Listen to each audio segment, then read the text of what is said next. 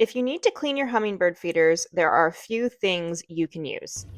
You can use bleach, but it should be heavily diluted, about 2 capfuls to a full bucket of water. It's a good choice if the feeder is extremely dirty or moldy inside, and it is safe for hummingbird feeders as long as it is completely dried before use.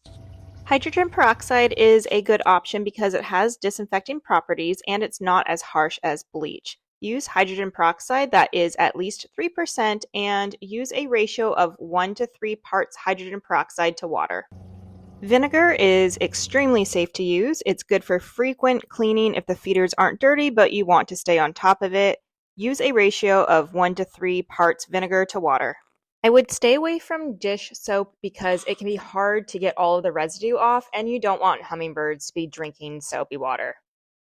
And a word of caution, do not mix any of these together. Mixing these things can all cause combustions, and a combination of these produces chlorine and oxygen gas, and it can irritate your respiratory system.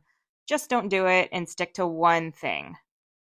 Today I'm going with hydrogen peroxide because these are pretty dirty with some mold, but not dirty enough for bleach. But no matter what you choose to use, the process is going to be the same. Completely take apart your hummingbird feeder. Make sure that there are no detachable parts that you've missed because you don't want any bacteria to linger in the nooks and crannies.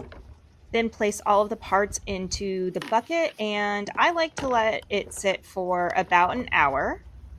Then I will pull the parts out and I will scrub them with a bottle brush. And I don't do this before soaking because I find that soaking really helps break up a lot of that gunk, so it's easier to scrub.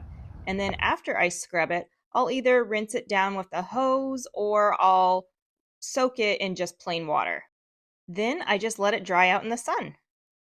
And remember, the hummingbird nectar recipe is 4 parts water to 1 part sugar, and don't add red dye.